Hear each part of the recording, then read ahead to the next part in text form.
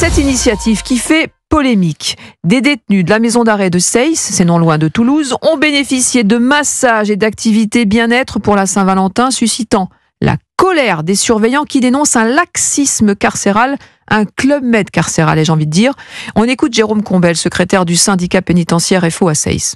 Imaginez quelqu'un qui sur un violeur, sur un meurtre, sur une séquestration, si les familles victimes apprenaient qu'au final en prison ce genre de personnes hébergées puissent bénéficier gratuitement. Si les citoyens français le savaient, c'est-à-dire qu'en fait c'est plus une prison comme vous dites.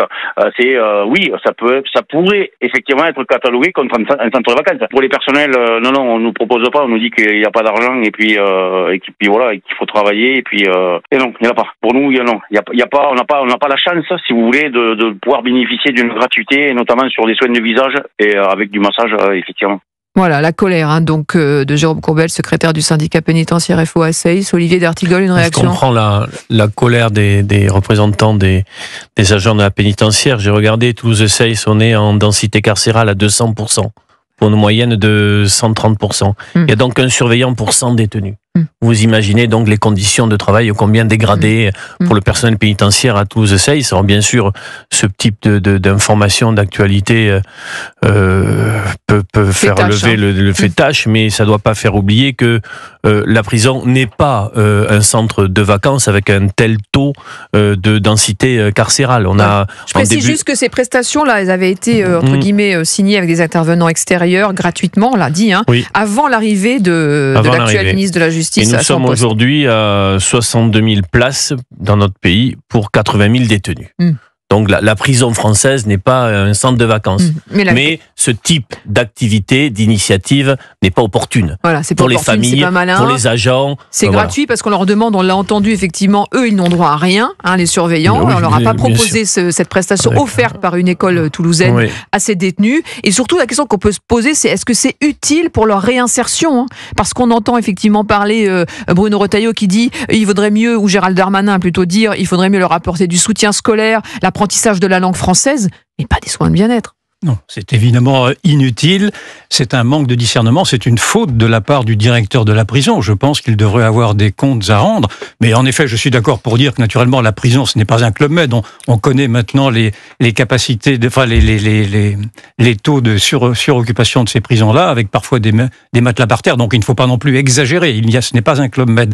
Mais malgré tout, cette initiative est révélatrice d'abord de la dérive des bons sentiments, où on prétend vouloir être humaniste à tout prix, et donc on en arrive à ces aberrations où on marche à nouveau sur la tête. Ça, c'est une évidence. Il devait s'adonner à un atelier yoga la semaine prochaine, mais je pense que du coup, il risque d'être annulé. Et puis surtout, cela révèle que nous ne sommes pas posé la question de savoir à quoi servait la prison. Est-ce que la prison sert à punir, oui ou non? Si ça sert à punir, dans ce cas-là, c'est encore plus extravagant, effectivement, d'avoir à dispenser des soins de visage ou des massages ou je ne sais quoi.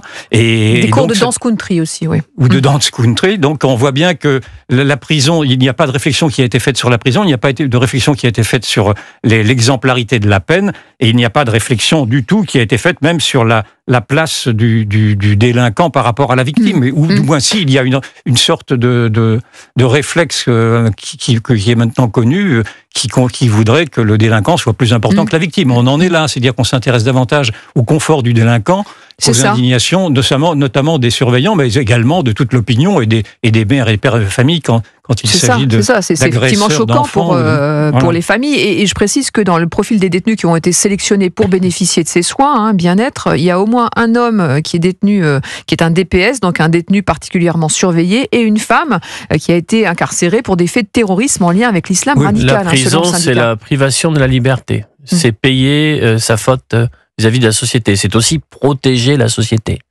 Et il y a un troisième volet qui est celui d'un travail de réinsertion. Le travail de réinsertion, il doit bien évidemment se faire, être réalisé pour que quand la personne sort après avoir purgé sa peine, ça ne soit pas une sortie sèche ou qui expose après avec de la récidive. Et donc le travail de réinsertion passe très certainement par une série d'activités qui ne sont pas les soins de visage, avec des choses qu'il faudrait en effet faire qui parfois ne sont pas réalisées. Mais je suis assez d'accord sur le fait qu'on doit reconsidérer le sens de la prison aujourd'hui. Mais ça se répète. Il y a eu le pique-nique organisé à Versailles, souvenez-vous, l'été dernier. Il y a eu également cet épisode à la prison de Fresnes, une partie de Koh-Lanta, appelée Koh-Lantès, qui a été tournée ça fait du buzz, sur c'est bien YouTube, normal, parce que ça défraie la chronique. Mais ça n'est pas le quotidien dans la prison française. Non, ça fait quand même plusieurs fois que cela se produit. Et alors, on se demande comment ça peut passer, effectivement, la question est celle-ci, en effet, de savoir comment est-ce qu'un directeur de prison, j'imagine que c'est lui, malgré tout, qui donne à la fin son aval, n'a pas vu qu'il y avait là quand même une sorte d'aberration à vouloir ouvrir sa prison, son propre établissement, à ces genres d'activités. Donc il y a chez certains directeurs de prison, de centres pénitentiaires, en tout cas chez celui-ci, un manque de réflexion sur son propre travail, sur sa propre mission. Et sur cette crise des vocations aussi, parce qu'on le sait, c'est pas simple. Effectivement, c'est une profession, une corporation qui a été très touchée par des drames absolus. Ce que je veux dire par là, je termine, si la tête, si je puis dire, et commence également à ne pas savoir à quoi sert sa propre mission, quand je dis la tête, je parle de ce directeur de prison en particulier, tout le reste s'effondre naturellement, le poisson pourrit par la tête, si je puis dire. Et donc, s'il n'y a pas de réflexion sur les buts de ce métier, il n'y a pas de réflexion non plus sur les buts de la prison elle-même. Et donc, tout ceci est à remettre à plat et à être réévalué dans sa motivation politique. Et se pose aussi la question, pardon, je vous ai coupé, mais du message qu'on envoie, à la fois, vous l'avez dit, aux familles des victimes de ces détenus, mais aussi à la corporation des employés, enfin des surveillants de prison qui ont des conditions difficiles et à qui on dit en gros, voilà, vous travaillez, les conditions sont difficiles, vous n'avez droit à rien, et les détenus, eux, ont des soins offerts gratuitement. Ce que l'on ressent dans le témoignage de ce représentant des agents de la pénitentiaire, c'est aussi un cri concernant leurs propres conditions, en disant, en ce qui nous concerne, il y a une dégradation des conditions de travail dans la fonction publique pénitentiaire alarmante. On en a parlé sur des moments dramatiques, quand bien sûr il y a eu la mort de leurs collègues, mais depuis rien ne s'est arrangé. Nous avons des niveaux de rémunération qui sont indignes pour le travail qui est fait. Nous avons des pressions faites par le grand banditisme, les narcotrafiquants sur les agents et sur leurs familles. Donc c'est des conditions très dur. La priorité serait aussi de penser à eux et de prendre des mesures dans cette direction-là. On retrouve toujours ce même travers qui parcourt notre société sur ce qu'est aujourd'hui maintenant le relativisme. C'est-à-dire qu'on ne sait plus faire de hiérarchie entre les fautes, entre les délinquants et les victimes, etc. Et donc toute cette confusion intellectuelle atteint maintenant les plus hautes sphères de la vie pénitentiaire, si je puis dire. C'est ça qui est dramatique. Mais encore une fois, on marche sur la tête sur beaucoup d'autres sujets qu'on déclinera peut-être d'ailleurs tout à l'heure.